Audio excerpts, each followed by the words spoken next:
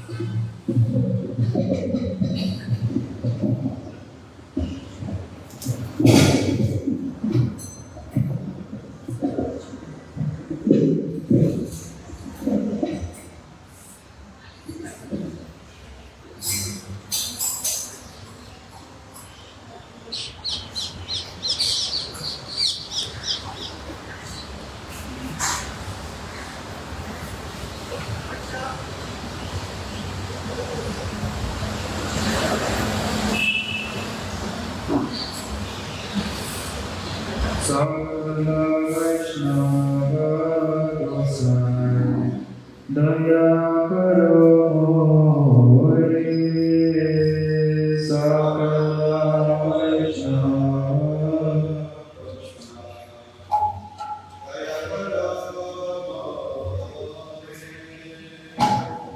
सकल वैष्णव दया करो मोरे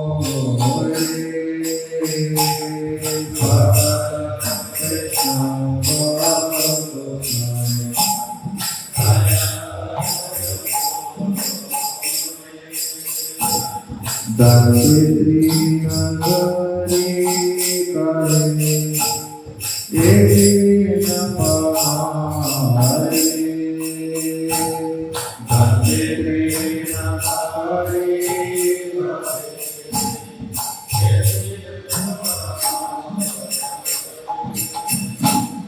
श्री गुरु शरणागत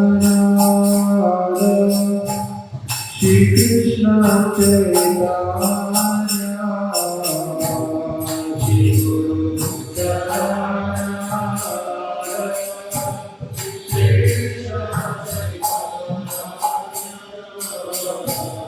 पद पद्म पाया मोरे करो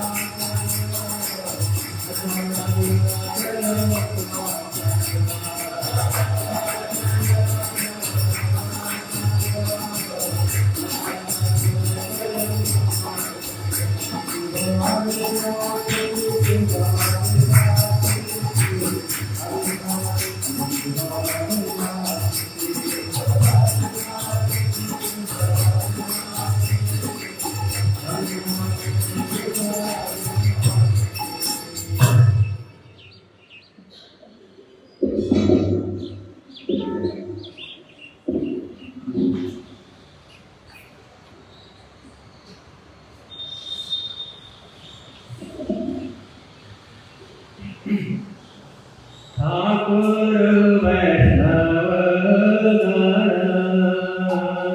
करि निवेदन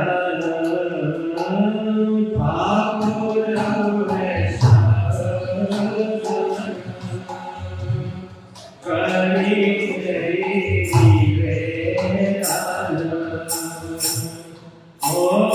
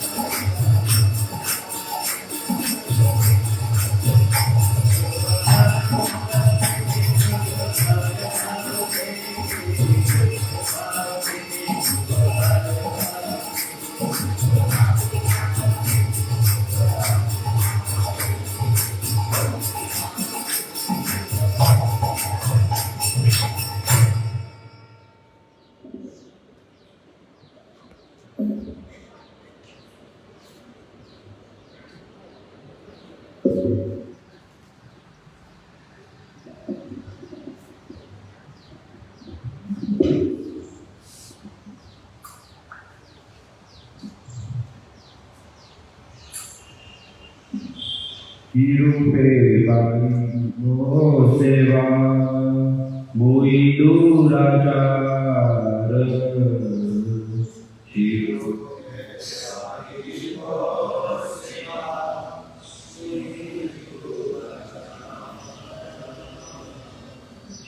Guru Vaishnava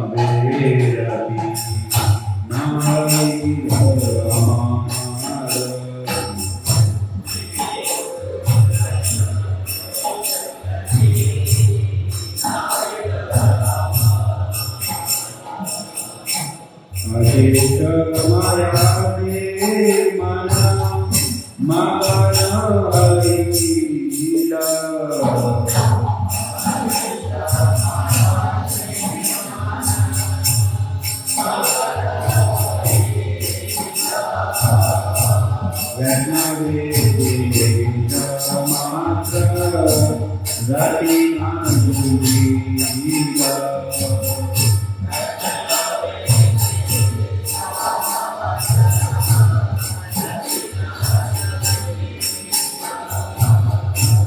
Gita याद हरे बुद्धिवादी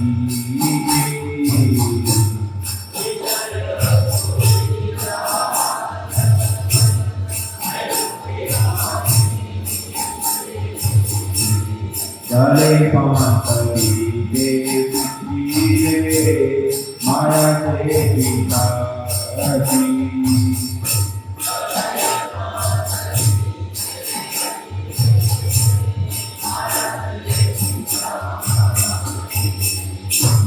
Hare Pariyada Aranajaya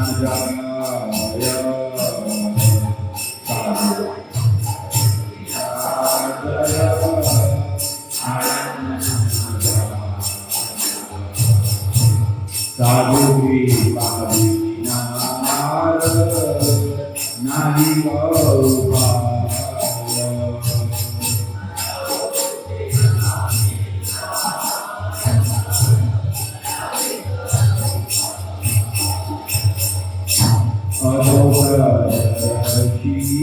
Namo Patita Udhara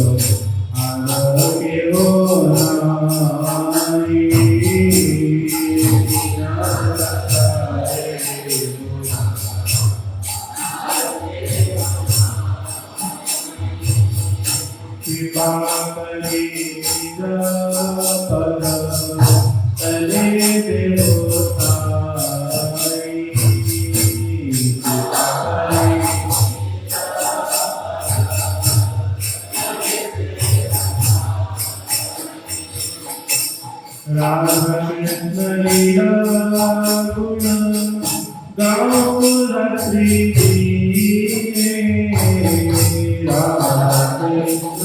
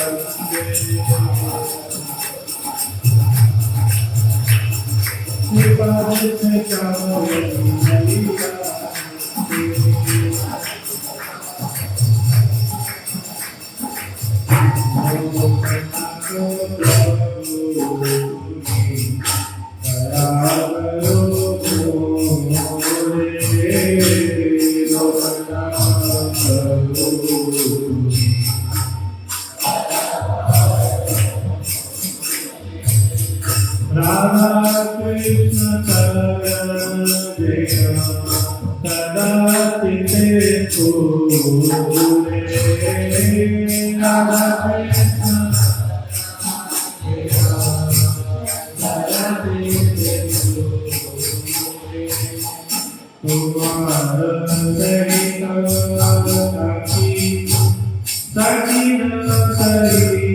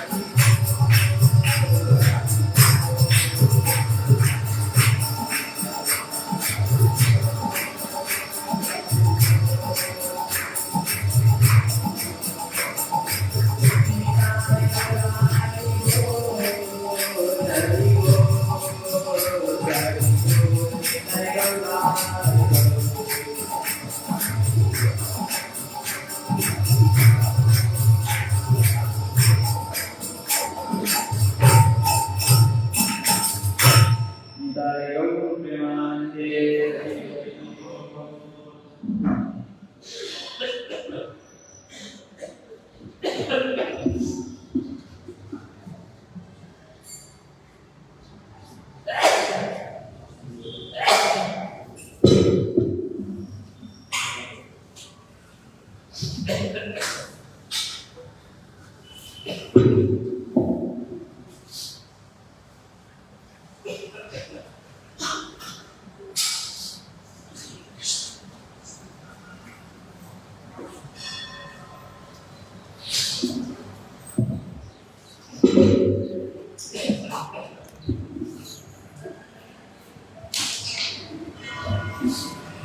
ज्ञानदीनाथस्य ज्ञानञ्जनशलाकया चक्षुरुन्मिलितं येन तस्मै श्रीगुरुवे नमः।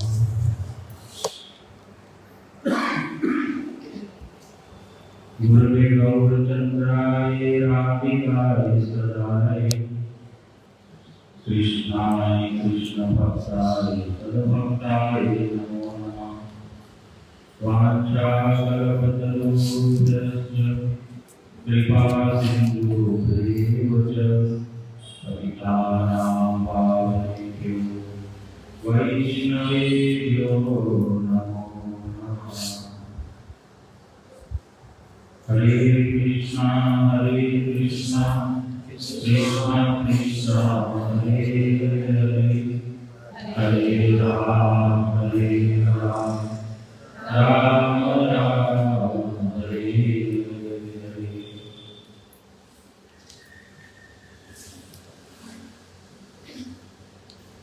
आज बड़ी शुभ और पावन तिथि है, दशमी तिथि, विशेषकर विजय दशमी।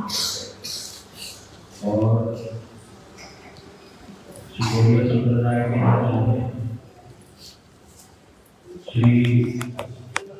श्री मध्वाचार्य जी की आज शुभ आगमन।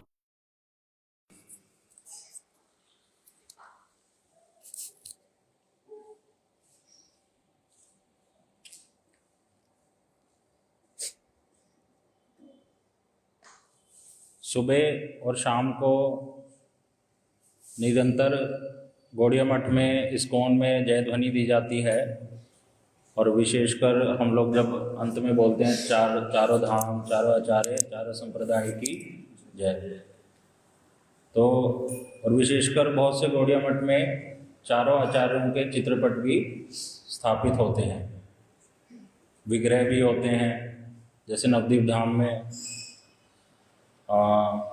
ठाकुर जी के चारों ओर आचार्य हैं, और मायापुर में शिला प्रभुपाद जी ने श्री चैतन्य मठ में भी चारों संप्रदाय के आचार्यों का विग्रह को स्थापित किया। हमारे आराध्य देव हैं हम आचार्य वर्ग श्री मध्वाचार्य जी, श्री ब्रह्मा जी का जो संप्रदाय है जिसमें भगवान कृष्ण ने ब्रह्मा जी को सबसे पहले दीक्षा प्रदान करी, उस संप्रदाय के आचार्य हैं। ऐसे ही अन्य अन्य संप्रदाय के आचार्य हैं, जैसे श्री रामानुजाचार्य जी, श्री विष्णु स्वामी जी, श्री निम्बादित्य जी। इन सारे आचार्यों के विग्रहों को शिला प्रभुपाद जी ने पूजा किया, अर्चन किया और इनके विग्रहों की स्थापना करी। एक ग्रंथ है शिला गुरुदेव ने जो लिखा, 4 गौड़ीय वैष्णव आचार्य। उसी ग्रंथ से 4 गौड़ीय नहीं, 4 वैष्णव आचार्य, 4 वैष्णव आचार्य और उनका संक्षिप्त जीवन चरित्र। तो उस ग्रंथ में विशेषकर श्री मध्वाचार्य जी के विषय में जो लिखा, उसको मैं दोहराने का प्रयास कर रहा हूँ। श्री मध्वाचार्य जी बचपन से ही उनका जो जन्म हुआ और उनकी जो बाल्य लीलाएं थी वो अद्भुत और अलौकिक है। उडुपी, साउथ में एक जगह है उडुपी, उसी के निकट में एक नदी बहती है जिसका नाम है पापनाशिनी नदी। और उस नदी के ही पास में एक बहुत बड़ा पर्वत है जिसका नाम है विमानगिरी। उस पर्वत के निकट ही एक क्षेत्र है, पाजका क्षेत्र नाम से एक स्थान है, पाजका क्षेत्र। कहा जाता है कि श्री परशुराम जी, भगवान परशुराम जो भगवान के सत्याविश अवतार हैं। कहा नहीं जाता, सत्य बात। मतलब उसमें लिखा है कि परशुराम जी ने उस विमानगिरी पर्वत के चारों ओर 4 कुंडों की स्थापना करी थी, और विशेषकर उस विमानगिरी पर्वत के ऊपर योग माया देवी का एक मंदिर स्थापित किया था, जो आज भी वो मंदिर वहाँ पर है और वैष्णव लोग वहाँ पर सेवा करते हैं। तो वहाँ जो निकट में पाजिका क्षेत्र नाम स्थान है, वहीं पर ही श्री मध्वाचार्य जी के पिताजी नारायण भट्ट और उनकी माता वेदवती जी वहाँ पर रहते थे, और उनके यहाँ पर पहली संतान हुई, दूसरी संतान हुई तो उनकी मृत्यु हो गई। तब उन्होंने दोनों पति पत्नी ने व्रत धारण किया कि हमें ऐसे पुत्र की प्राप्ति नहीं करनी जो शरीर छोड़ दें, मतलब जो इस जगत से संबंधित हो। हमें ऐसा पुत्र चाहिए जैसे भगवान की तरह है, जो अमर हो। अमर पुत्र की प्राप्ति हम चाहते हैं। इसलिए वे शेषशाही भगवान विष्णु की आराधना करते थे, और बताया 12 वर्ष तक दुग्ध पान करके रहे, इतनी कठोर तपस्या करी। हृदय में भावना क्या है कि इस संसार के शरीर वाला पुत्र नहीं चाहिए हमें, जिसका थोड़े समय में क्या हो जाता है, मृत्यु हो जाती है। हम सबका दुख देके जाता है। दुख देके जाता है। हमें चाहिए अमर पुत्र की प्राप्ति जो भगवान की तरह हो।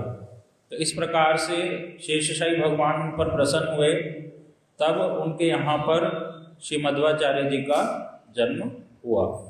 उनकी फिर मृत्यु हुई या नहीं हुई? कभी भी अमर पुत्र का वर मिला, मृत्यु हुई या नहीं? मृत्यु प्रभु जी पूछ रहे हैं कि उनको अमर पुत्र का वरदान मिला तो उनकी मृत्यु हुई या नहीं। वो बाहरी रूप से देखने में लगता है कि नहीं, बाहर में भी हुआ नहीं, उनका मृत्यु नहीं हुआ। तैत्तिरीय उपनिषद वो लिख रहे थे, लिखते लिखते आकाश से पुष्पों की वर्षा हुई। पुष्पों की वर्षा इतनी अधिक होती गई कि वो पूरे ढक गए फूलों से। उसके बाद में जब उनके शिष्य लोग फूल हटाएंगे, उसके बाद में उनको मतलब जैसे दर्शन करेंगे तो देखा कि वहाँ कुछ है ही नहीं, सिर्फ पुष्प ही पुष्प रह गए। वो उसी के भीतर में से चले गए। इसलिए उनका शरीर समाधि नहीं है, उनका शरीर नहीं छूटा। यमुनाचार्य जी की तरह भी शरीर छूटा नहीं, अमर पुत्र।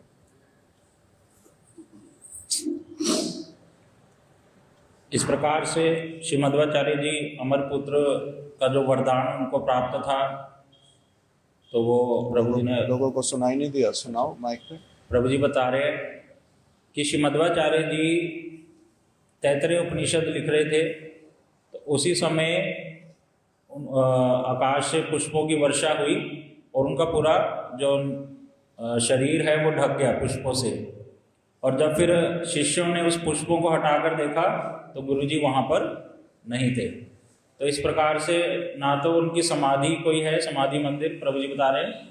इस प्रकार से उनका जो उनके माता पिता को अमर पुत्र का वरदान था वो यहाँ पर प्रमाणित होता है। उनका शरीर छोटा नहीं। हाँ, शरीर नहीं छूटा, शरीर नहीं छूटा।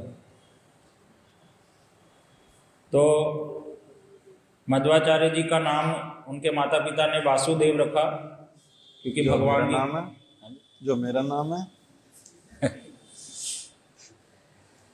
हाँ, मेरा गुरुजी ने रखा। ठीक है। तो श्री मध्वाचार्य जी का जब जन्म हुआ, उनके माता पिता ने उनका जो पहले नाम रखा था वो वासुदेव था। मध्वाचार्य जो है वो बाद में नाम हुआ, दीक्षा हुआ, संन्यास हुआ। बचपन में क्या नाम है? वासुदेव। उनके माता पिता ने रखा श्री वासुदेव। अब वे धीरे धीरे बड़े हुए और मेरे वाला माइक दे दो। में उनका उपनयन संस्कार हुआ, और फिर उपनयन संस्कार के बाद वो जब पढ़ाई करने के लिए, वेद अध्ययन करने के लिए ब्राह्मणों के निकट गए, ब्राह्मण के निकट, तो वहाँ लिख रहे हैं कि श्री वासुदेव जो बंद नहीं करना। हरिवल हरिवल बोल। हरे कृष्ण। तो वो श्री वासुदेव जी अपने सखाओं के साथ खेलते थे और पढ़ाई लिखाई में ज़्यादा ध्यान नहीं देते थे, वेद अध्ययन पाठ करने में ज़्यादा ध्यान नहीं देते थे, ज़्यादातर समय अपने मित्रों के साथ खेलने में व्यतीत करते थे। तो एक दिन उनके जो अध्यापक हैं उन्होंने उनको डांट लगाई कि हम जो पाठ करते हैं तुम सुनाओ, तुम बिल्कुल भी ध्यान नहीं देते हो। तब श्री वासुदेव जी ने जो उनके अध्यापक ने अभी तक उनको पढ़ाया था, वेदों का अध्ययन कराया था, वो एज इट इज सुना दिया, और जो अभी पढ़ाया भी नहीं था वेदों की बातों को, वो भी उनको सुना दिया। तो ये अलौकिक घटनाएं हैं जो प्रकाशित करती हैं, प्रमाणित करती हैं कि वे सामान्य जीव नहीं है, बद्ध जीव नहीं है। उनका अध्यापक आश्चर्यचकित हो गया। अध्यापक ने उल्टा कहा कि कहाँ से सीखा ये सारा कुछ आपने? तो वो बोलते हैं जी मेरे को कुछ भी सीखने की आवश्यकता नहीं है, आपको जो पूछना वो सारा कुछ मैं बता सकता हूँ, केवल इस जगत का नहीं, अगर पर जगत का भी कुछ पूछोगे वहाँ की भी सारी बातें आपको मैं बतला दूंगा। तो इसलिए जो उनके अध्यापक इत्यादि थे वो भी उनको नतमस्तक हुए कि ये जगत का व्यक्ति नहीं। इस प्रकार जब उनका वेद अध्ययन पूरा हो गया, जब वे घर वापस आए तो एक दिन वे अपने पिताजी से बोले, नारायण भट्ट जी से, कि पिताजी मेरे मन में एक बहुत ज़्यादा अभिलाषा है और वो मैं उसको पूरा करूँगा। वो ये है भावना कि जितने भी ये मायावादी लोग हैं इनके विचारों का मैं खंडन करूँगा और वैष्णव सिद्धांतों का स्थापन करूँगा। वैष्णवों के जो विचार हैं, ये 12 वर्ष की आयु में उन्होंने अपने पिताजी से कहा। मायावाद का शंकराचार्य जी का उन्होंने बोला।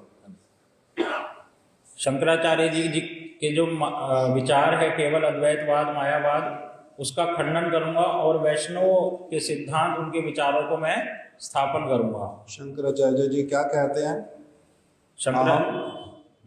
बोलो।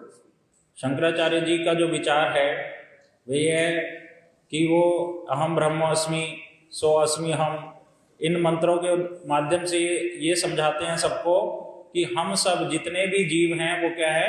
भगवान, ब्रह्म। हम सभी ब्रह्म हैं। अभी क्या है, इस संसार में आ गए हैं जिस किसी तरह से। अभी क्या करो, संसार की तरफ से मुख मोड़ लो और तुम किसी चीज का ध्यान करो, ज्ञान प्राप्त करो जो मैं दे रहा हूँ। धीरे धीरे तुम्हें क्या अनुभव होगा कि तुम भी वही भगवान हो, वही ब्रह्म हो। तो मृत्यु जब होएगी तब क्या होएगा, तुम छोटे से ब्रह्म जो बड़ा ब्रह्म है उसमें जाकर के समा जाओगे, मिल जाओगे, एक ही बन जाओगे। भगवान अहम ब्रह्मास्मि, हम सभी ब्रह्म हैं। अभी अलग अलग टुकड़े टुकड़े होके इधर उधर घूम रहे हैं, मगर फिर क्या करेंगे, एक साथ में उसमें जाकर के मिल जाएंगे जब हम मुक्त हो जाएंगे। तो इस भगवान में मिल जाएंगे, एक ही हो जाएंगे। इसका नाम क्या है?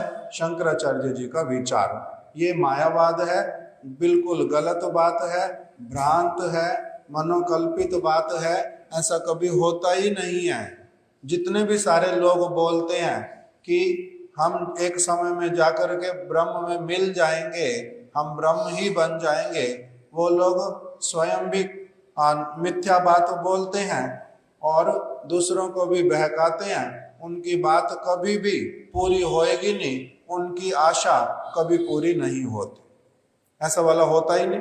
जो भी चीज भगवान ने बनाई है उस सब का क्या है, अलग अलग अपना, हमारा सबका क्या है, एग्जिस्टेंस है, स्वरूप है। हम भगवत गीता में भी कल ना परसों इसी श्लोक को हम लोग बात कर रहे थे। भगवान बोल रहे हैं अर्जुन को कुरुक्षेत्र में, ना त्वेवहम जातु नाशम ना नेमे ना जनाधिपा। हे अर्जुन, मैं अर्थात श्री कृष्ण, मैं श्री कृष्ण और तुम अर्जुन और जितने सारे राजाओं को तुम यहाँ पर देख रहे हो, इनमें से कोई भी ऐसा नहीं है जो भूतकाल में नहीं था। वर्तमान में तो तुम देख ही रहे हो कि हम सारे अलग अलग हैं, और भविष्य में भी इसी प्रकार से अलग अलग ही रहेंगे।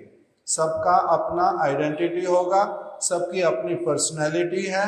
अभी जो आत्मा है वो केवल इस माया के ग्रास में है, फिर माया के ग्रास से छूट करके, जन्म मृत्यु वाले शरीर से छूट करके शुद्ध स्वरूप में मेरे धाम में पहुंचती है।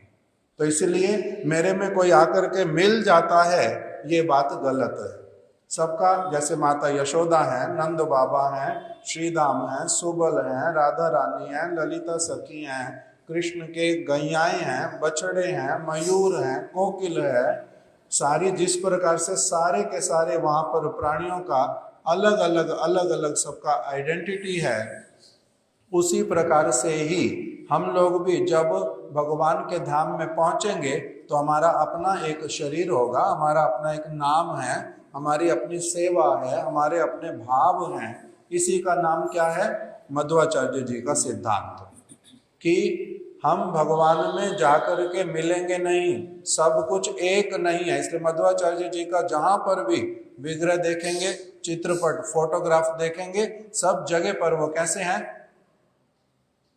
ऐसे उनका जो है बार बार वो इसी प्रकार से करते थे, इसलिए उनकी मूर्ति, उनका विग्रह इसी तरह से ही बनाया जाता है। क्या कहते हैं वो?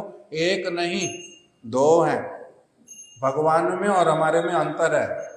हम कभी भगवान नहीं बन सकते, हम कभी भी भगवान नहीं बन सकते। इसलिए उनका सदैव ऐसे वाला विग्रह बनाते हैं जिसमें वो क्या दिखाएंगे? 2 अंगुलियां। हमारे में भगवान में अंतर है, और मेरे में और दूसरे जीव में भी अंतर है। एक जीव भी दूसरा जीव नहीं बन सकता। सबकी अपनी अपनी आइडेंटिटी है, आत्मा है अपनी, हम सभी का एग्जिस्टेंस है। जीव में अंतर है, भगवान और जीव में अंतर है, फिर जीव और माया में अंतर है, मतलब मेरे में और मेरे शरीर में। ये 2 अलग चीजें हैं। मैं अलग हूं, मेरा शरीर अलग है, ये भी 2 चीजें हैं। इसलिए इस जगत अलग चीज है, भगवान अलग चीज है। जैसे ये घर अलग है, मैं अलग हूं, घर के भीतर में बैठा हूं, इसका मतलब थोड़ा ना मैं घर हो गया हूं, मैं घर थोड़ा ना बन गया। तो इसी बात को मध्वाचार्य जी ने 12 वर्ष की आयु में अपने पिताजी को कहा, पिताजी आपको मैं एक बात बतलाऊं, मैं जो हूं, मैं शंकराचार्य जी का जो विचार वो बोल करके गए हैं, सारे लोगों को उन्होंने जो पागल बनाया है, भ्रमित बात बोल के गए हैं, भ्रम पूर्ण, भ्रम फैलाने वाली झूठ मूठ की बात, मैं उसका अच्छी तरह से क्या करूंगा? खंडन करूंगा, विरोध करूंगा, सत्य बात स्थापित करूंगा, और लोगों को ऐसी वाली शिक्षा दूंगा जिससे वो क्या करेंगे? स्वयं ही अनुभव करेंगे। उनको भगवान के धाम में पहुंचा दूंगा और उनको दिखा दूंगा अच्छी तरह से, देखो तुम्हारा भगवान का, समस्त जीवों का कैसे अपना अलग अलग स्वरूप है। ये सारा कुछ मैं करूंगा। शंकराचार्य जी के विचारों को पूरी तरह से दिखाऊंगा कि गलत है, झूठ बोल रहे हैं, पूरी तरह से ये बात सारी मैं अच्छी तरह से स्थापित करूंगा, जगह जगह जाऊंगा। तो उनके पिताजी एकदम से, क्योंकि वो शंकराचार्य जी का उस समय बहुत अधिक नाम था, बहुत बड़े व्यक्ति हैं, सारे लोग पूजा करते थे बहुत अधिक, उनकी बातें मानते थे। इसलिए लोगों ने एकदम से, उनके पिताजी जो है घबरा गए, ये मेरा पुत्र जो है क्या बोल रहा है। तो उन्होंने एकदम से क्या बोला, पिताजी ने आश्चर्यचकित होकर के, पुत्र अगर तुम ये जो बात बोल रहे हो कि तुम बड़े होके शंकराचार्य जी का खंडन करोगे, तुम अगर ये बात सत्य होए, तुम वैष्णव धर्म की स्थापना करोगे, अगर ये बात सत्य होए तो ये जो लाठी रखी है साथ में, ये भी क्या होएगी? अपनी आप से वृक्ष बन जाएगी। अर्थात उनके पिताजी ने क्या कहा कि ये बात हो ही नहीं सकती। जैसे आपने पेड़ में से लकड़ी को काट लिया, लकड़ी में से फिर एक लाठी बना ली, उस लाठी को फिर आप जमीन में लगाओगे तो उसमें से क्या पौधा निकलेगा? उसमें से पौधा निकलता है फिर से क्या? जैसे बूढ़े लोग अपने हाथ में लाठी पकड़ते हैं, वो लाठी लेकर के फिर से जमीन में लगाओ, उसमें से पेड़ निकलेगा? नहीं निकलता।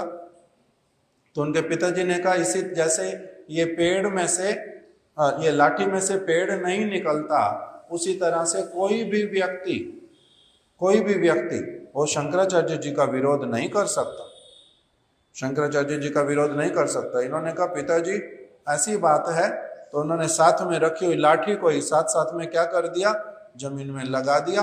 और देखते ही देखते एक मुहूर्त में, ज्यादा देर नहीं लगी, साथ ही साथ में वो क्या हो गया, एकदम से हरा भरा हो गया, बड़ा होता गया, बहुत मोटा होता गया, चारों ओर से फैल गया, और अभी तक भी वो वृक्ष है पड़ा। जो भी दर्शन करने जाते हैं देखते हैं कि कितना बड़ा वृक्ष और किस प्रकार से हरा भरा। आज इस बात को कितने वर्ष हो गए हैं? लगभग 1400, 800 नहीं, ज्यादा होंगे,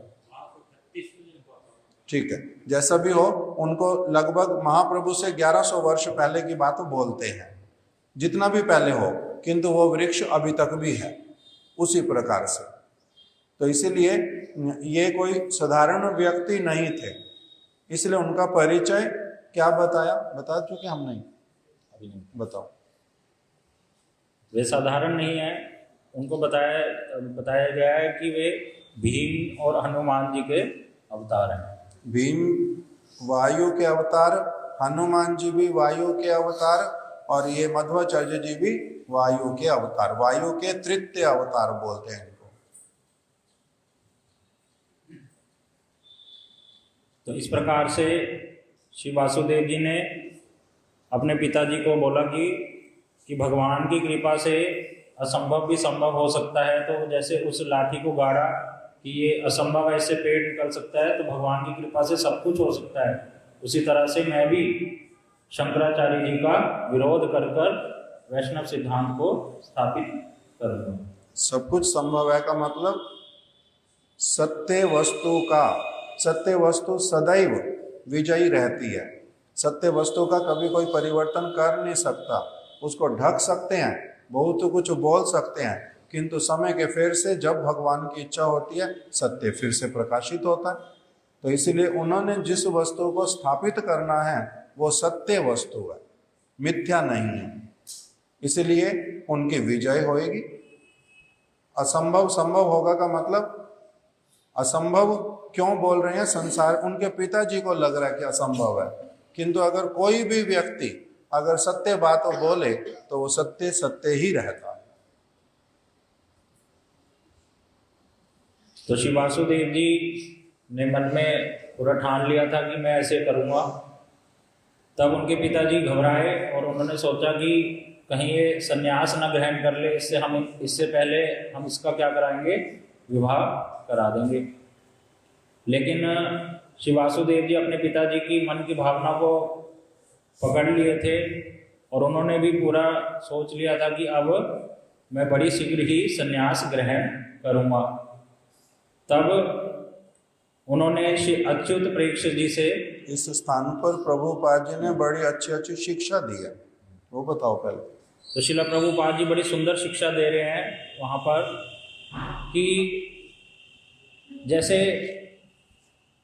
श्री वासुदेव जी के हृदय में क्या है, भगवान की भक्ति करनी है, भगवान की सेवा करनी है और उनका प्रचार करना है। लेकिन उनके पिताजी की भावना क्या है, इनको रोकना है, विवाह कराना है। तो उसी प्रकार से संसार में लोगों के हृदय की ये भावना रहती है कि अगर कभी पुत्र भजन की ओर आगे बढ़ जाए तो माता पिता रोकते हैं, अगर पति आगे बढ़े तो पत्नी रोकती है, पत्नी आगे बढ़े भक्ति में तो उनका पति रोकता है। अलग अलग बात कहकर, जैसे माता पिता ऐसे बोल देंगे कि हम भी भक्ति करेंगे, तुम घर में ही रहकर भक्ति कर लो, सारा एनवायरनमेंट तुम्हें अच्छे से देंगे भक्ति का। पर लेकिन हृदय में क्या रहता है, अपने स्वार्थ की, जो मेरे शरीर की भोग ये पूरा कर सकता है सामने वाला व्यक्ति, इसलिए उसको रोकते हैं। और जब वहाँ पर स्वार्थ में कमी आने लग जाती है, जब देखते हैं कि नहीं ये तो हमारे हाथ से छूट रहा है और भक्ति की ओर जा रहा है, तो उसको रोकते हैं कि चाहे जैसे भी, जैसे ये वाला उदाहरण सुना कि माता पिता ये कहने लग जाएंगे कि हम भी भक्ति करेंगे, लेकिन भक्ति करने की इच्छा उनके हृदय में तिल मात्र भी नहीं है। तो इसी भावना को लेकर वासुदेव जी जानते थे कि, और एक और भावना वहाँ पर श्रील प्रभुपाद जी बतला रहे हैं कि लोक मर्यादा के अनुसार देखा जाता है कि कोई भी कार्य एक व्यक्ति को, संतान को अपने माता पिता से बिना पूछे नहीं करना चाहिए। और संन्यास, विशेष करके संन्यास, विशेषकर संन्यास, अर्थात उसमें दोष लगता है। शास्त्रों में लिखा हुआ जिस किसी को भी संन्यास ग्रहण करना हो उनको अपनी माताजी, अपने पिताजी से आज्ञा लेना बहुत आवश्यक है। अर्थात तो वो सहमति देंगे कि अच्छा पुत्र, ठीक है, आप जाओ, आप अब संन्यास ले लो, भगवान का भजन करो, हम तुम्हारे को अपनी सेवा से मुक्त करते हैं। वो इस प्रकार से कहेंगे तब कोई संन्यास लेगा, तब उसका संन्यास लेना जो है वो सफलता को प्राप्त करता है। नहीं तो संन्यास लेना निरर्थक चला जाता है। क्यों? क्योंकि माता पिता ने तुम्हारे को जन्म दिया, पालन पोषण किया, बड़ा किया, एनर्जी लगाई, अब तुम उनको ठेंगा दिखा करके उनकी सेवा छोड़ करके भाग गए। तुम्हारे को सेवा करनी चाहिए थी उनकी, तो इसलिए तुम्हारा संन्यास भी सफल होएगा नहीं। क्यों? क्योंकि उनके हृदय से भले ही वो बद्दुआ ना दें, किंतु भगवान जो है देखेंगे तुमने अपना कर्तव्य जो करना था वो पूरा नहीं किया, इसलिए भगवान तुम्हारे को सिद्धि नहीं देंगे, तुम्हारे को अपनी तरफ नहीं ग्रहण करेंगे। ये शास्त्र में लिखा हुआ। अब उसके बाद में किंतु कह रहे हैं कि देखो बहुत सारे तो ऐसे माता पिता हैं जो आज्ञा देंगे ही नहीं कभी भी। वो चाहे उनके 10 पुत्र हों, चाहे उनके पास जितनी संपत्ति हो, चाहे उनके पास जितने सेवक हों, वो केवल अपने इस पुत्र को देख देख करके ही प्रसन्न होते हैं। बस तू बैठा रह, तेरा मुख देखते रहे हम, बस इतना ही आनंद है, तो कुछ करने मत जा, आगे संन्यास मत ले बस। तो वो तो यही चाहेंगे। तो ऐसी स्थिति में एक व्यक्ति जिसको सचमुच में आत्म तत्व का अनुभव हुआ है, जो भजन करना चाहता है, वो क्या करेगा?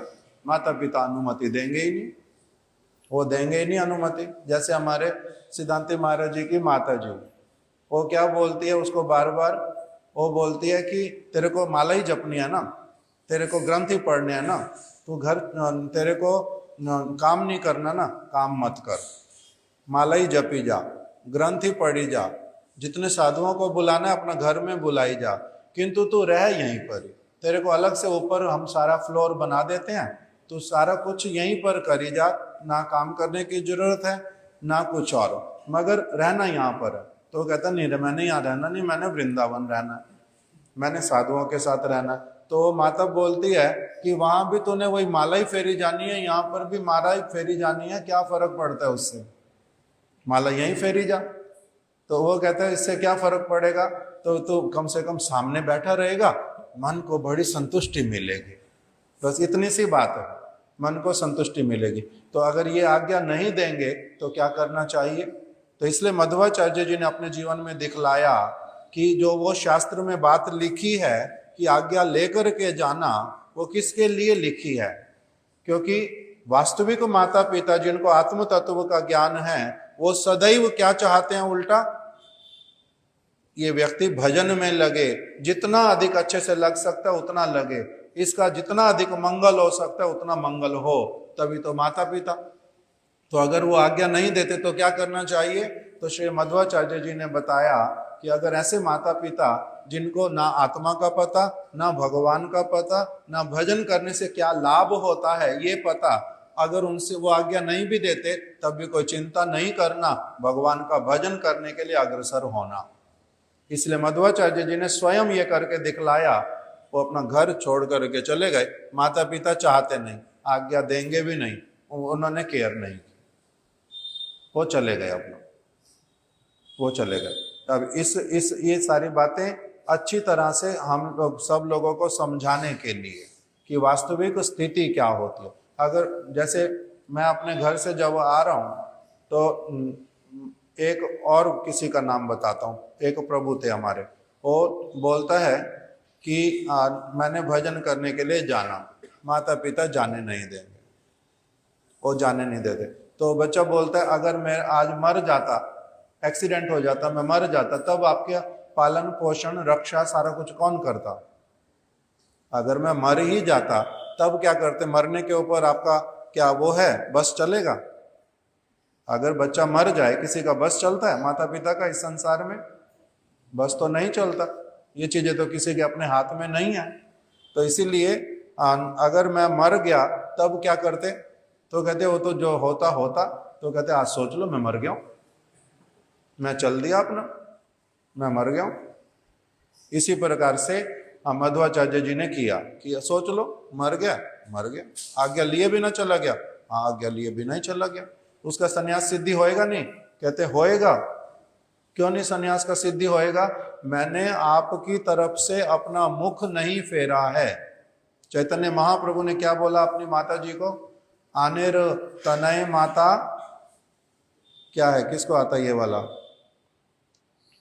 आनेर तनय माता आन्य दिवे रजत कांचन, आमी आन्य दिवो माता कृष्ण प्रेम धन। हे मेरी माता, और जो लोग हैं ना, बालक हैं, वो अपनी माता जी के लिए कमाई करके सोना चांदी और सेवा करने की और वस्तुएं लेकर के आते हैं, किंतु माता मैं उस तरह की आपके लिए कोई भी वस्तु नहीं लाऊंगा, मैं कोई वस्तु नहीं लाऊंगा वैसे वाली।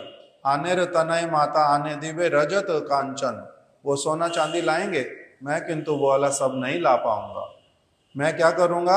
आमी आन्य दिवो माता, हे माता जी, आपने मेरे को जन्म दिया, मेरा पालन पोषण किया, मैं आपको क्या ला करके दूंगा? मैं आपको ला करके दूंगा कृष्ण प्रेम धन, मैं आपका भगवान तक आपको पहुंचा दूंगा। मैं ऐसे वाला काम करूंगा जिससे कि सोना चांदी क्या होता है, वो तो थोड़े समय के लिए आपके काम आएगा, किंतु मैं आपको भगवान के चरण कमलों तक पहुंचा दूंगा। इसलिए भागवत में बतलाया, एक व्यक्ति जो भगवान का भजन करता है शुद्ध रूप में, अगर वो अभी थोड़ा सा भी कर पाया तब उसके 7 पीढ़ियों का उद्धार हो जाता है। अगर कुछ और ऊंचे स्तर पर पहुंचा तो उसके 14 पीढ़ियों का उद्धार हो जाता है, और अगर सचमुच में बहुत अच्छी तरह से कर लिया तो 21 पीढ़ी का उसका उद्धार हो जाता है।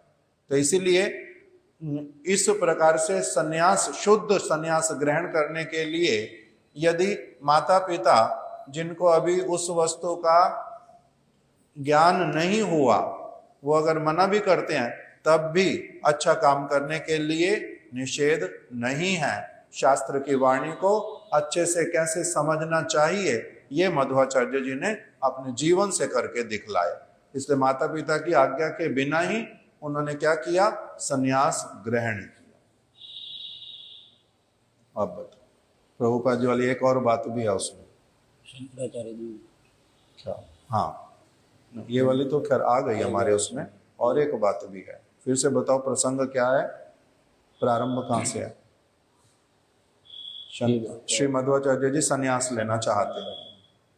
आप बोलो, मेरे को स्मरण आ जाएगा अभी फिर से। तो इस प्रकार श्री वासुदेव जी ने श्री अच्युत प्रेक्ष नामक भक्त से संन्यास ग्रहण किया। हाँ, अब मेरे को स्मरण आ गया। तो शिला प्रभुपाद जी कह रहे हैं कि मध्वाचार्य जी कोई साधारण व्यक्ति नहीं थे इस संसार के। वो जैसे भगवान अवतरित होते हैं जगतवासियों का मंगल करने के लिए, उसी तरह से भगवान के परिकर भी अवतरित होते हैं संसार वाले लोगों का मंगल करने के लिए। तो मध्वाचार्य जी जो हैं वो पर जगत से प्रकटित हुए थे इस जगत में, और वो आए उल्टा सारे लोगों के बंधनों को खोलने के लिए। और उन्हीं को ही माता पिता बंधन में बांधेंगे कि विवाह करो और यही केवल जीवन है, तो वो कहते नहीं।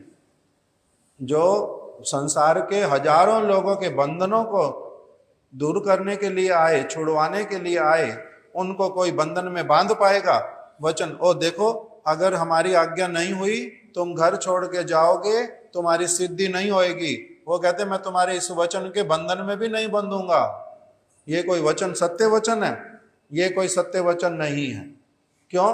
क्योंकि माता पिता कभी भी जितनी हजार असुविधा हो उनको अपने लिए, किंतु अगर बच्चा शुद्ध भजन करना चाहेगा वो कभी निषेध नहीं करे। आज अनेकों प्रकार के ऐसे साधारण जगत के भी उदाहरण होते हैं।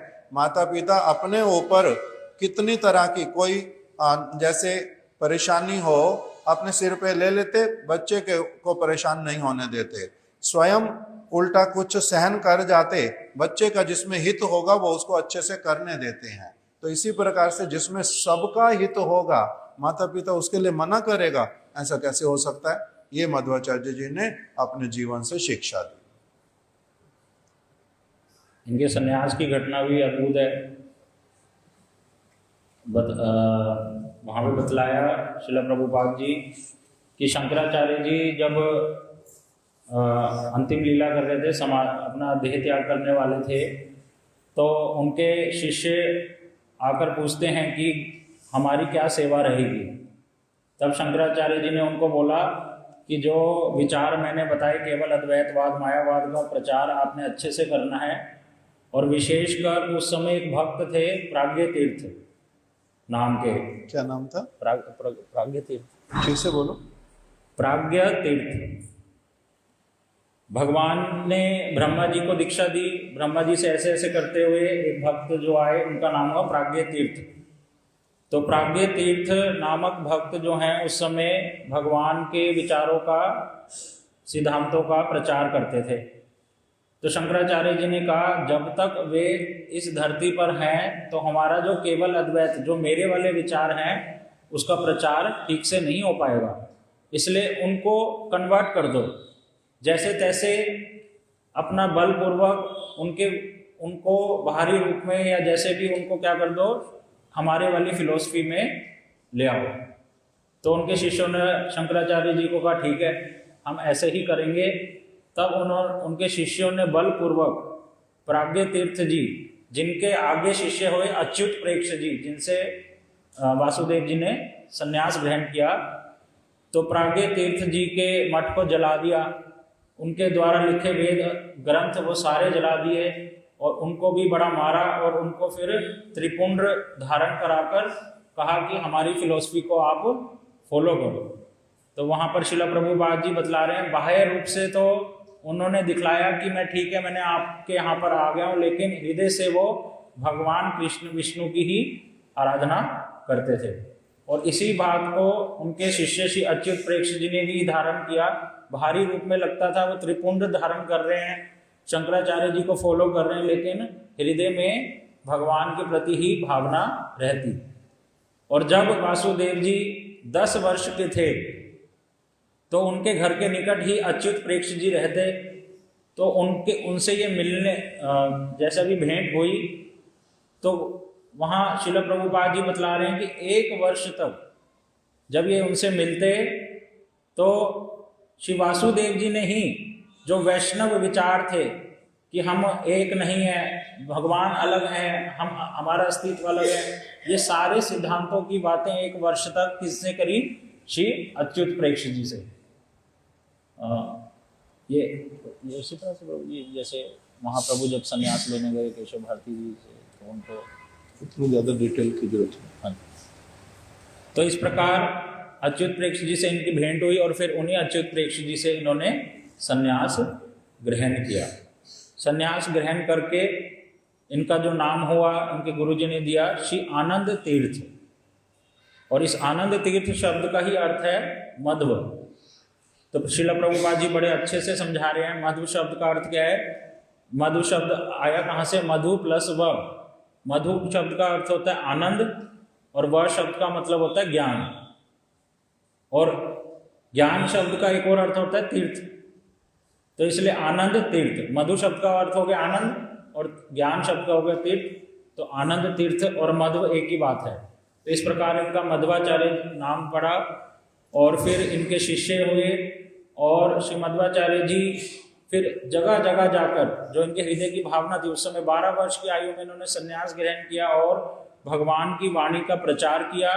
और उस समय जितने भी कुसिद्धांत, मायावाद का जो लोग प्रचार करते थे या कुसिद्धांतों का प्रचार करते थे, उनको शास्त्रार्थ के माध्यम से खंडन कर कर उनको नतमस्तक करवाया अपने विचारों के आगे कि ये जो मेरे विचार हैं, जो शास्त्र के वेद के, वो सर्वोपरि है, ना कि तुम्हारे। इस प्रकार बहुत परिश्रम कर कर जगह जगह जाकर उन्होंने भगवान की वाणी का प्रचार किया। और विशेषकर श्री रामेश्वरम में गए, वहाँ भी ऐसे ही किया। फिर वहाँ रामेश्वरम से श्री बद्री का आश्रम गए, वहाँ फिर एक बड़ी सुंदर घटना श्रील प्रभुपाद जी वर्णन कर रहे हैं कि बद्रिका आश्रम में जब अपने शिष्यों के साथ श्री मध्वाचार्य जी पहुंचे तो वहां अपने शिष्यों को गीता का पाठ कराते। जिस गीता के ऊपर श्री मध्वाचार्य जी ने अपना भाष्य लिखा है उस भाष्य को उनको समझा रहे हैं। तो एक दिन उनके शिष्य लोग बड़ी विचित्र घटना देखते हैं कि आकाश मार्ग से एक बड़ा तेज निकलता हुआ आ रहा है और वो तेज कहाँ पर जाकर विराजित हो गया, श्री मध्वाचार्य जी के अंदर।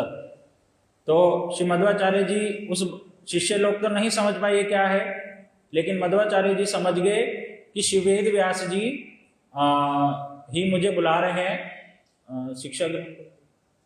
तब वे अपने शिष्यों को वहीं पर रखकर शिला वेद व्यास जी की जो गुफा है जो रख कर मतलब वहीं पर छोड़कर उनके शिष्य हरिद्वार में उन्होंने कहा कि आप यहीं पर ही अभी कुछ समय रहो, मैं अकेला बद्रिकाश्रम जाऊंगा। तब फिर बद्रिकाश्रम चले गए। तब बद्रिका आश्रम में श्री मध्वाचार्य जी की शिला वेद व्यास जी से साक्षात रूप में भेंट हुई। उस समय वेद व्यास जी तो नहीं प्रकटित तो नहीं थे, लेकिन ये बड़ी विशेष घटना है कि गुरु परंपरा का जो संबंध है वो बड़ा विशेष है। ये नहीं कि प्रकट, जैसे कल परसों भी हम प्रभु जी से श्रवण कर रहे थे कि स्वप्न में भी प्रभुपाद जी ने अपने शिष्यों को कैसे आदेश दिए, उसी प्रकार से श्रील वेद व्यास जी ने श्री मध्वाचार्य जी को बुलाया और मध्वाचार्य जी को वेद का अध्ययन स्वयं अपनी भावनाओं को बताया कि किस भावना से मैंने क्या लिखा है, भागवत में क्या लिखा है, वो सारी शिक्षाएं उनको दी। इस प्रकार श्री मध्व केशव केशव प्रभु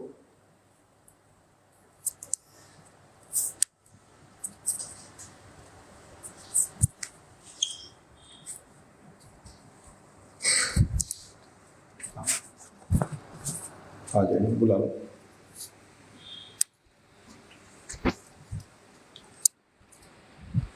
अभी हम किसके विषय में श्रवण कर रहे हैं? अशोक प्रभु बताओ। श्री मध्वाचार्य जी के विषय में। श्री मध्वाचार्य जी कौन है? 4 वैष्णव आचार्यों में से एक आचार्य। 4 वैष्णव आचार्य हैं। 4 वैष्णव आचार्य जो हैं वो सत्य जो दर्शन है भगवान के विषय में, संसार के विषय में, शरीर के विषय में, जो सत्य दर्शन है उसका इनको क्या है? पूर्ण रूप में ज्ञान है, विज्ञान, अनुभव सहित। ये प्रत्येक जीव आत्मा को देख पाते हैं। प्रत्येक जीव आत्मा को देख पाते हैं। हम किसको देख पाते हैं? हम एक दूसरे के शरीर को देख पाते हैं। आत्मा को देख पाते हैं? हम लोग नहीं देख पाते। इसलिए हम लोगों का क्या होता है? हम लोगों का अलग अलग होता जाता है। ये कौन है? ये ब्राह्मण है। ये कौन है? पुरुष है। ये कौन है? स्त्रियां हैं। ये कौन है? पशु है। ये कौन है? कीट पतंग है।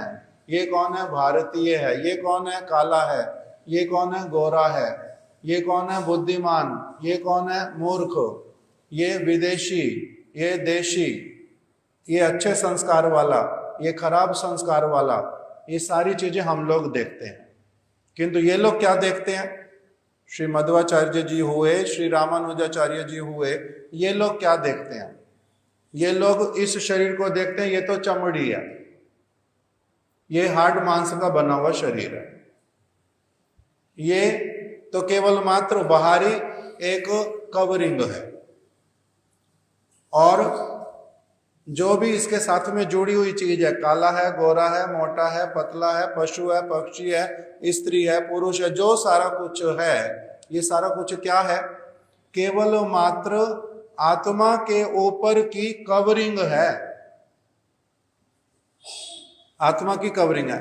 आत्मा अपने आप में बुद्धिमान है ना मूर्ख है, काली है ना गोरी है, इस स्थान की है ना उस स्थान की है।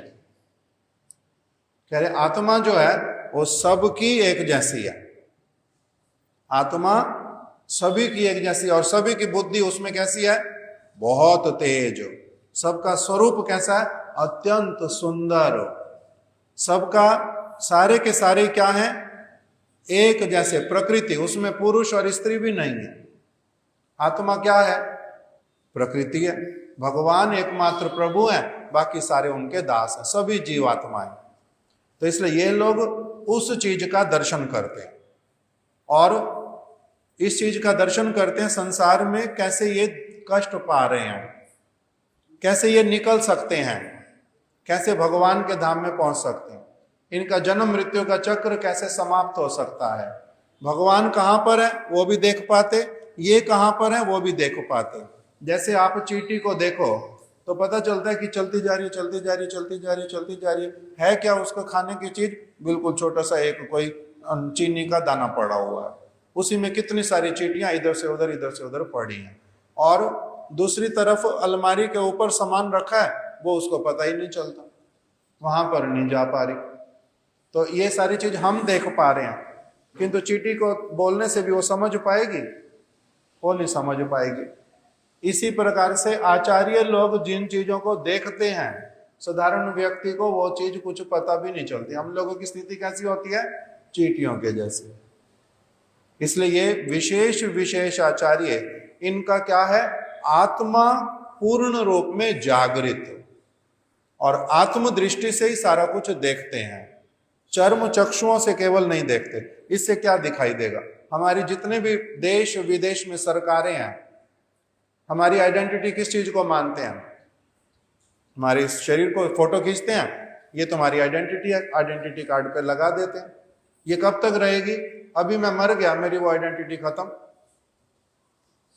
मेरे हाथ का इंप्रेशन लेते हैं, क्या बोलते हैं? लेफ्ट हैंड का इंप्रेशन दो, लेफ्ट थंब का, उसका किस लिए?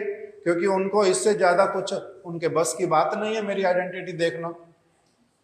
इसीलिए जनक महाराज जी की सभा में एक दिन पहुंच गए अष्टावक्र जी। सभा बैठनी थी पंडित लोगों की, विद्वानों की। अष्टावक्र जी वहां पर पहुंच गए, 8 जगह से टेढ़े मेढ़े हैं। उनको देख करके सारे लोग सभा में पंडित लोग हंसने लग पड़े। अष्टावक्र जी उनसे भी और जोर जोर से हंसे, वो उनसे और भी जोर से हंसते हैं। जनक जी बोलते हैं ये लोग हंस रहे थे, आपको देख करके मुझे पता चल गया। आप क्यों हंस रहे हो इतनी जोर जोर से, ये नहीं पता चला? अष्टावक्र जी कहते हैं एक बात सच सच बताऊं, मेरे को लगा था विद्वानों की सभा में जा रहा हूं, पंडितों की सभा में जा रहा हूं, किंतु यहां तो चमारों की सभा बिठाई हुई है आपने। तो सारे एकदम से चुप हो गए। चमारों की सभा बिठाई हुई है? विद्वान लोग कहते हैं हम इतने बड़े बड़े पंडित हैं, हमने कितना व्याकरण पढ़ी है, हमने छंद पढ़े हैं, हमने अलंकार पढ़े हैं, हमने 4 वेद पढ़े हैं, हमारे को कह रहे हो हम चमार हैं? तो कहते हैं हाँ, पढ़ने से केवल थोड़ा ना तुम विद्वान हो गए, तुम्हारा अनुभव कहाँ है?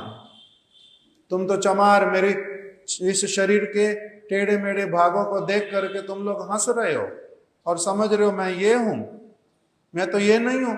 विद्वान वाला तो चीज जो है वो अलग अंदर भरा पड़ा है, वो तो आप देख ही नहीं पाते हो। तो इसलिए आप कौन हो? चमार हो। तो हम सारे कौन है? चमार। और ये आचार्य कौन है? ये लोग बाहर की सारी चीजों से, हमारी उपाधियों से, धन हमारे पास बहुत, हम बहुत सुंदर, हम बहुत विद्वान, हमारा जन्म इस कुल में, हमारा जन्म इस स्थान पे, इन सारी चीजों से ऊपर उठ करके बड़े अलग प्रकार के एकदम से। भगवत गीता में इनके लिए क्या बताया? कौन सा श्लोक है? गवि अस्तिनी विद्या विनय संपन्ने ब्रह्मणे गवि हस्तिने स्वपाके पंडिता समदर्शिना। ये इतने बड़े पंडित हैं कि ये एक क्या देखते हैं? एक ब्राह्मण में, एक चंडाल में, एक गाय में, एक हाथी में, एक कुत्ते में, सब में ही देख रहे हैं कि बाहर में शरीर अलग है इसका, अंदर आत्मा जो है वही की वही तेजवान है, एकदम से भगवान का अंश है, कभी भी नहीं मरने वाली है। बहुत बलशाली है, वो उस बलशाली वस्तु को दर्शन करते हैं। और हम क्या दर्शन कर रहे हैं? ये तो गाय है, ये तो कुत्ता है, ये तो ब्राह्मण है, ये विद्वान है, हम ये वाला देख पाते हैं। किंतु इनका दर्शन क्या है? बिल्कुल अलग। इसलिए भगवान कृष्ण भगवत गीता में बोल रहे हैं, पंडिता समदर्शिना। पंडित कौन है? जो आत्मा को देख पा रहा है, जो ये देख पा रहा है कि सभी में क्या है, वही की वही आत्मा, वही भगवान का अंश, वही बड़ा बलशाली। अभी केवल बेचारा फंसा पड़ा है, कोई किसी शरीर में, कोई किसी शरीर में, कोई किसी कारण से, कोई किसी कारण से। अगर मैं इसको वहां से निकाल पाऊं, सारे के सारे एकदम से कैसे होंगे? अत्यंत आनंदित, अत्यंत तेजवान। ये उनका दर्शन है। इसलिए वो क्या करते हैं? सभी के हित की बात करते हैं। इसलिए इनको बोलते हैं सूर्यदा सर्वभूतानाम, समस्त प्राणियों के सबसे परम बंधु। क्यों? वो उनके भीतर की चीज को, वास्तविक चीज को देख पाते हैं। जैसे जो सोना, हीरे को व्यक्ति क्या करता है? तराशता है। हीरा है किंतु ऊपर से क्या है? ढका पड़ा है बहुत सारी चीजों से।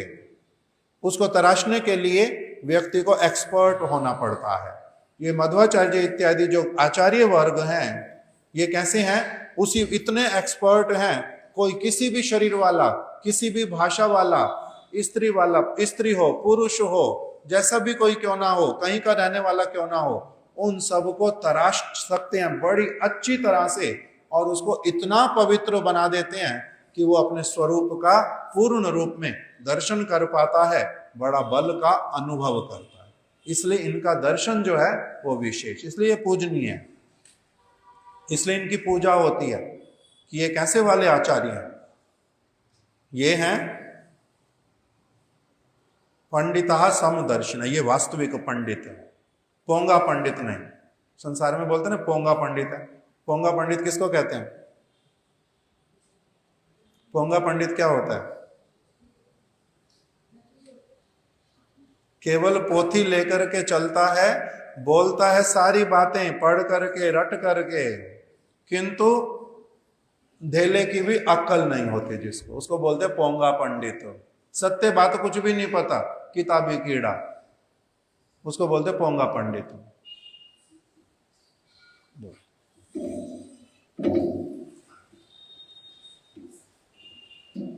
वासुदेव प्रभु बड़ा हंस रही। पोंगा पंडित आपका कोई दोस्त है? उसमें पोंगा पंडित आता है? क्या पूछ रहा होता है? पंडित जी से कोई बात पूछ रहा है सनातन धर्म के बारे में। सड़क पे जो बाबा लोग घूम रहे होते हैं, अच्छा, एक अच्छे से कपड़े पहन के साधु की वेश में घूम रहा था, तो उससे सनातन भगवान विष्णु का कुछ पूछ लिया, तो छोटी छोटी चीजें जो बेसिकली सबको पता होती है सर, वो भी नहीं वो बता पाया, तो उसकी याद आ गई। ठीक है। जो कॉमन सेंस वाली बात हो, जो वो भी नहीं बता पाता और बोलता है क्या है? मैं बड़ा पंडित हूं। इसीलिए अंग्रेजी में आजकल दो शब्द निकाल दिए, एक का बताया लर्नेड और दूसरे का एजुकेटेड। एजुकेटेड हूं मैं। तो किसी ने पूछा कि आपने पढ़ाई कहाँ तक की है? तो कहते हैं मैंने पीएचडी की हुई है। अच्छा, पीएचडी की हुई है आपने? ठीक है, पीएचडी की हुई है, बहुत अच्छा।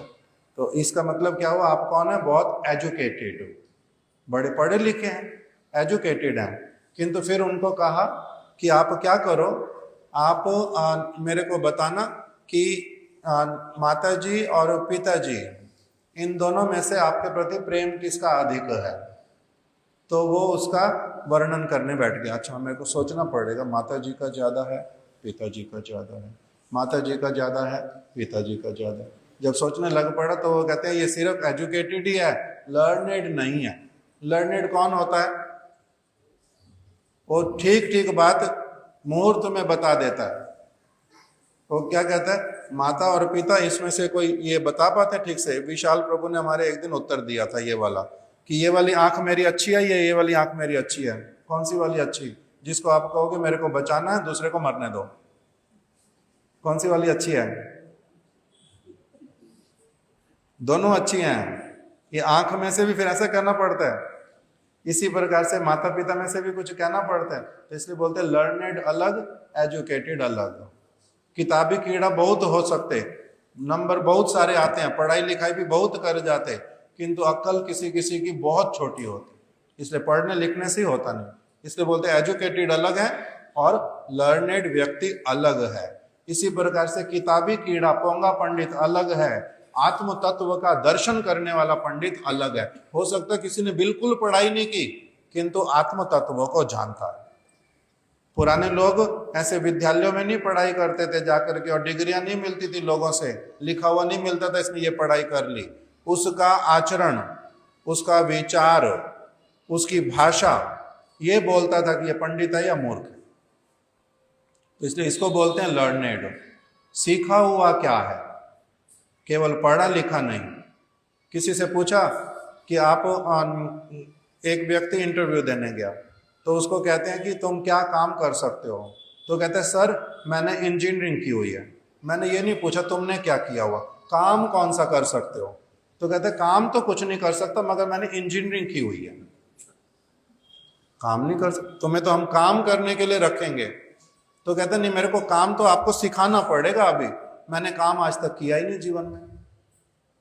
तो वो कहते डिग्री, उन्होंने मेरी डिग्री देखो, मेरे 92% मार्क्स आए। वो कहते डिग्री तुम अपने पास रखो, डिग्री मैंने देखनी नहीं, कुछ भी देखना नहीं, 2 दिन तुम्हारा काम देखूंगा, जो हम सिखा रहे हैं तुम कितनी जल्दी सीख पाते हो, तब देखेंगे तुम्हें रखना नौकरी में या नहीं रखना। तो इसलिए केवल मात्र एजुकेशन से होता नहीं, किससे होता है, लर्निंग से।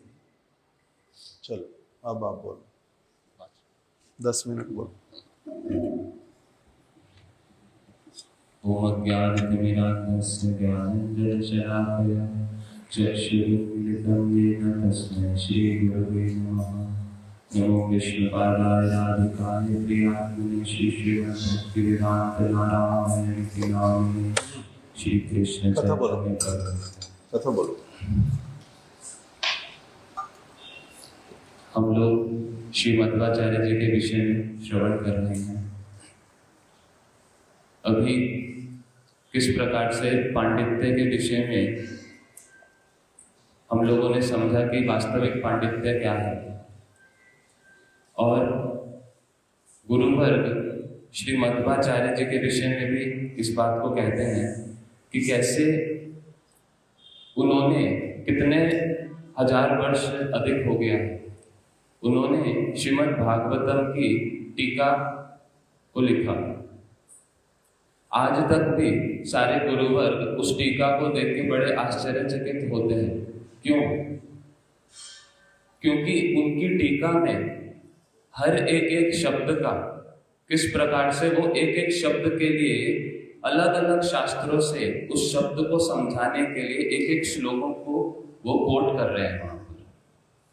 तो गुरुदेव बतलाते हैं कि ये एक बहुत ही विशेष कार्य है कि कोई व्यक्ति, जितने भी टीकाकार हैं अलग अलग, वो किसी भी बात को समझाने के लिए उसको प्रॉपरली उसको लिखते हैं कि सरल भाषा में व्यक्ति को समझ आए, और उसका विस्तार करते हैं एक प्रकार से। किंतु श्री मध्वाचार्य जी विस्तार भी किस प्रकार से कर रहे हैं, सामान्य रूप से नहीं, अलग अलग पुराणों से, उपनिषदों से, वेदों से एक शब्द का सिर्फ और सिर्फ संस्कृत श्लोक में उसका वर्णन कर दे रहे हैं, एक शब्द का एक संस्कृत श्लोक बतला रहे हैं।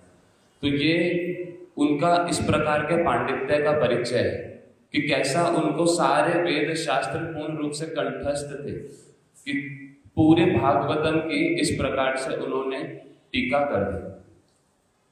और जैसे जिस श्रृंखला में हम लोग श्रवण करते आ रहे हैं कि कैसे सबसे पहले जब वेद पुराणों का दुरुपयोग होने लगा तो बौद्धवाद का प्रचार किया भगवान ने ही स्वयं, जिसमें उन्होंने बतलाया कि वेद ये इनको अध्ययन करने की और इनको मानने की आवश्यकता ही नहीं है। क्यों? क्योंकि वेदों के नाम पे उसको गलत व्याख्या समझकर जो पंडित है, ब्राह्मण गण हैं, वो क्या करने लगे, जीव हिंसा करने लगे, पशुओं की हिंसा करने लगे, अलग अलग प्रकार के दुराचार काम करने लगे। तो इसीलिए समाज को वापस से व्यवस्थित करने के लिए बुद्ध अवतार हुआ, और उन्होंने क्या किया, शून्यवाद, तो सबसे पहले जीरो शून्यवाद को इंट्रोड्यूस किया गया कि कुछ भी ये वेद पुराण को सबको फेंक दो, ऐसे उन्होंने कह दिया। और भगवान ने ही बोल दिया। भगवान ने ही स्वयं। क्यों? मुख्य कारण क्या था? मुख्य कारण यही कि वो वेद ही एक कारण बन रहे हैं समाज की अव्यवस्था का। समाज की अव्यवस्था का नहीं, सिर्फ एक चीज वहां पर बताई बुद्ध भगवान का कि उस समय लोग पशुओं को बहुत अधिक वध करते थे। पशु खाना है, सारे पशु पक्षियों को खाते जा रहे, सब तरफ खून खून खून खून ही दिखाई देता था। तो उन्होंने बोला, भगवान बुद्ध के रूप में प्रकटित हुए, उन्होंने कहा ये पशुओं को खाना वध करना उचित नहीं है। चींटी का भी वध नहीं करना चाहिए, किसी भी प्राणी का वध नहीं करना चाहिए। प्राण है उसमें, उसको कष्ट होता है, तुम्हारे को वही कष्ट भोगना पड़ेगा। क्यों किसी पशु को हिंसा करते हो? अहिंसा परमो धर्म, अहिंसा का पालन करना चाहिए, हिंसा नहीं करनी चाहिए। तो उन्होंने कहा कि वेद में तो लिखा हुआ है कि क्या कर सकते हैं, पशु की बलि चढ़ा सकते हैं। वेदों में ही लिखा है पशुओं की बलि चढ़ा सकते हैं। तो हम लोग क्या करेंगे, हम भी पशुओं की बलि चढ़ाते हैं। जैसे अभी मुसलमान लोग क्या कहते हैं, ईद आने पर बकरा ईद है, उसको बकरे को क्या करना है, उन्होंने बेचारे ने कष्ट दोष किया इनके लिए, उसी को ही काटना, सारे बकरों को काटना है आज। इसी तरह से हिंदू लोग भी, वेद को मानने वाले लोग भी सारे, वो क्या करने लगे थे, पशुओं का मांस खाते थे बहुत अधिक। इसीलिए भगवान प्रकटित हुए, उन्होंने क्या कहा कि नहीं पशु हिंसा नहीं करनी। वो कहते वेद में लिखा हुआ है, वेद में लिखा हुआ है, किंतु किसके लिए लिखा हुआ है? ऐसा वाला व्यक्ति पशु की बलि चढ़ा सकता है जो क्या करेगा, साथ ही साथ में पशु को नया शरीर दे देगा, उसमें इतना योग्यता है। एक तरफ से क्या करेगा, पशु का वध करेगा, उसमें इतना मंत्र की शक्ति है, उसके आत्मा जो होगी उस पशु की, वो साथ ही साथ में क्या करेगी, दूसरे शरीर में प्रवेश करके नया शरीर प्राप्त कर लेगी। माता पिता के गर्भ में मर करके नहीं जाना पड़ेगा, दूसरा जन्म नहीं लेना पड़ेगा, साथ साथ में दूसरा जन्म दिला देंगे। तो वेद में उसके लिए लिखा हुआ, जिस व्यक्ति में इतना अधिक शक्ति है, सामर्थ्य है, पवित्रता है कि किसी का कष्ट देख करके वो क्या करता है, उसके उस शरीर को हटवा करके नया शरीर उसको दे देता है। वो तो कर सकता है पशु की बलि, अपने खाने के लिए पशु की बलि करनी है, ये तो किसी को कष्ट पहुंचाना है, तुम्हारे अपने जीवा के स्वाद के लिए, वो हमारा प्रोटीन बहुत सारा मिलेगा, तुम्हारे प्रोटीन के लिए तुम अपने माँ बाप को ही खा जा, अपने बच्चे को खा जा, भाई को खा जा मार करके। नहीं, पशुओं को मारना। क्यों? क्योंकि उसके ऊपर बस चलता है, दूसरों के ऊपर बस नहीं चलता। सरकारें भी इसी प्रकार से पागल। अगर पशुओं की हत्या करोगे, वो आपको जेल में नहीं डालेंगे, आपको दोषी नहीं मानेंगे, किंतु अगर मनुष्य को मारोगे तभी सिर्फ कहेंगे इसने क्या किया, मर्डर किया। पशुओं का मर्डर होता नहीं, स्लॉटर हाउस में हजारों लोगों को मारते हैं पशुओं को। तो इसीलिए भगवान बुद्ध ने कहा कि अगर लोगों को वेद की बात जो लिखी किसके लिए हुई है, जिसमें ऐसा बल है वो कर सकता है पशु की बलि, पशु की हत्या। लिखा हुआ किसके लिए, और सारे लोग वही काम करे जा रहे हो। अगर यही अक्ल नहीं आती इतनी सी भी कि किसके लिए लिखा हुआ है, तो इसलिए क्या करो, वो लिखी हुई बात को ही फेंक दो, जला दो वेदों को। इसलिए उस समय भगवान बुद्ध ने, भगवान ही कृष्ण ही बुद्ध बन करके आए, केशव धृता बुद्ध शरीरा। भगवान कृष्ण ही बुद्ध के रूप में आए कि मेरे इतने मूर्ख ये मेरे बच्चे सारे कि इनको अक्ल ही नहीं आती कि मैंने किस लिए वो बात किसके लिए लिखी हुई है। इसलिए उन्होंने क्या किया, वो कहते हैं वेद में लिखा, वेद में लिखा, वेद को ही लिखा हुआ फेंको इसको, वेद को मानना नहीं। तो कहते वेद तो आपने ही बनाए हैं। वो कहते मैंने बनाए थे, मेरी गलती हो गई थी भैया, मेरे को ही माफ करो, फेंको इसको। इसलिए वेद फेंकवा दिए। किसने? बुद्ध भगवान ने। इसलिए उन्होंने कहा शून्यवाद। शून्यवाद का मतलब हम भगवान के निकट पहुंच जाएंगे, ये नहीं, पहले शून्य पे पहुंचो। शून्य पे पहुंचने का मतलब कि ये संसार में किसी से भी किसी का भी मैंने अहित नहीं करना, सबको क्या समझो, एक समान। इसलिए शून्यवाद, इसका बहुत और व्याख्या है शून्यवाद का, अभी इसको लेंगे नहीं, आगे बोलो। तो इस प्रकार भगवान ने स्वयं ही इस प्रकार का प्रचार किया शून्यवाद का। अब भगवान के द्वारा कोई वस्तु प्रचार की जाए तो वो कैसे फैलेगी और किस प्रकार का उसका प्रभाव होगा, और उस बात को अब काट भी कौन सकता है? स्वयं भगवान खुद ही काट सकते हैं या उनके कोई परिकर। तो उसी के पश्चात शून्यवाद के बाद भगवान ने शंकराचार्य जी को प्रेरित किया कि उन्होंने आकर किस बात को समझाया, भगवान की ही बात को काट के वापस से अब नया एक और सिद्धांत, क्या? केवल द्वैत, केवल अद्वैत। मुख्य बात हो गई वेद मानो। वेद में हजारों अच्छी बातें लिखी हैं, वेद फेंकने की चीज नहीं है। जो मैंने उस समय कहा था बुद्ध भगवान के रूप में, उसकी आवश्यकता थी, सारे लोग एकदम पागल हो रखे थे। अभी किंतु बहुत सारे लोग हैं जो जिनका चित्त पवित्र है, मेरी बात को समझ सकते हैं। क्या समझो?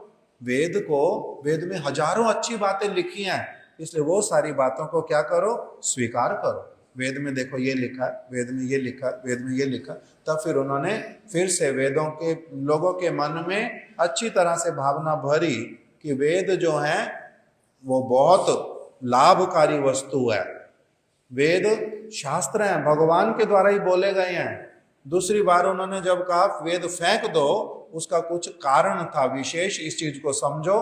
किंतु वेद फेंकने की चीज नहीं है। जैसे माँ बाप कभी कभी अपने बच्चे को क्या बोलते हैं, अगर घर में लाए मान लो फोन, टीवी लाए, तो बच्चा सारा दिन अगर उसी में घुसा रहता है, वो लाए थे कि थोड़ी देर कुछ देखेगा, इसमें इसके काम की चीज है। मगर वो फोन में अगर पढ़ाई ना करे और फोन में संसार की सारी चीजें करे, जिससे उल्टा खुद ही फंसेगा और मरेगा, तो माता पिता क्या कहते हैं, लिया फोन मेरे को दे, इसको फेंक दिया।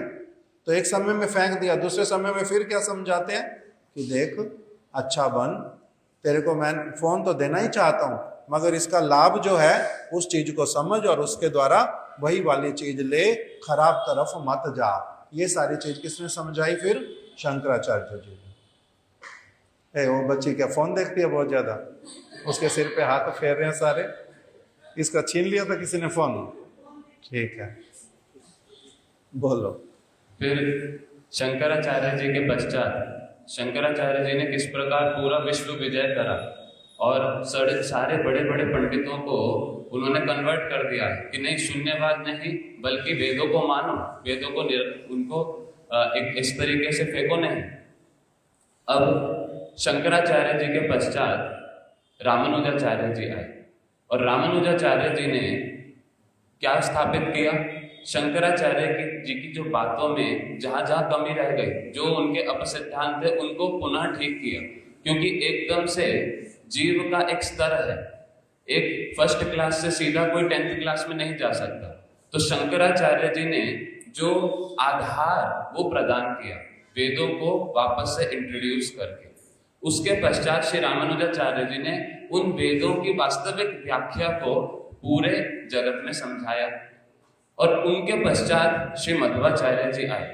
गुरुवर बतलाते हैं कि मध्वाचार्य जी, हम सुन रहे हैं कि वो वायु के अवतार हैं, बड़े ही बलवान हैं, हनुमान जी और भीम के जैसे हैं। तो मध्वाचार्य जी का इतना प्रभाव कि जिस प्रकार से उन्होंने मायावाद का, शंकराचार्य जी का खंडन किया, ऐसा और किसी आचार्य ने नहीं किया। इतना बलपूर्वक कि हम लोग श्रवण कर रहे हैं, सबसे पहले शंकराचार्य जी आए और उनके जाने के पश्चात फिर मध्वाचार्य जी का आविर्भाव हुआ।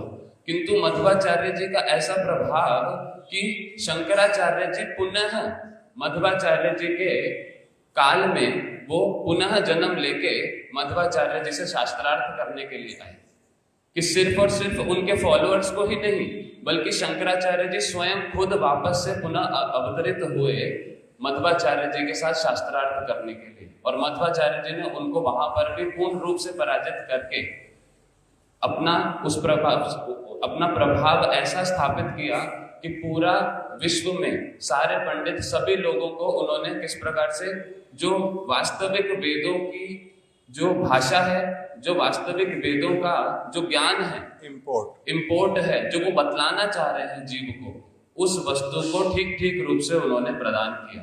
तो इस प्रकार उनका बहुत महिमा है। इसी के साथ मुख्य बात इन्होंने क्या बतलाई हमारे को कि चाहे भगवान बुद्ध हो वो भी कृष्ण ही आए बन करके, और फिर शंकराचार्य जी जो हैं ये कौन है ऐसे तो शंकरा साक्षात शंकर भगवान ही शंकराचार्य के रूप में आए। फिर उसके बाद में मध्वाचार्य जी वायु के अवतार, उन्होंने एक स्टेप पे कोई चीज रोकते हैं, दूसरे स्टेप पे वही इंट्रोड्यूस करते हैं, फिर उसकी व्याख्या कभी गलत कर देते हैं, कभी ठीक कर देते हैं। ये भगवान की ही अचिंत्य शक्ति है कि कब संसार में या बच्चों को सिखाने के लिए कब कौन सी टेक्निक अपनानी पड़ती है भगवान अच्छी तरह से जानते हैं, इसलिए उसी तरह से करते हैं। श्री मध्वाचार्य जी की जय। उनके शुभ आविर्भाव दिवस की जय। जय श्री ब्रह्म मध्व गौड़ीय सारस्वत धारा की जय। शिला गुरुदेव की जय। जय श्री विजय दशमी की जय। भगवान श्री रामचंद्र विजय उत्सव की जय। गौर प्रेमानंदे हरि हरि बोल।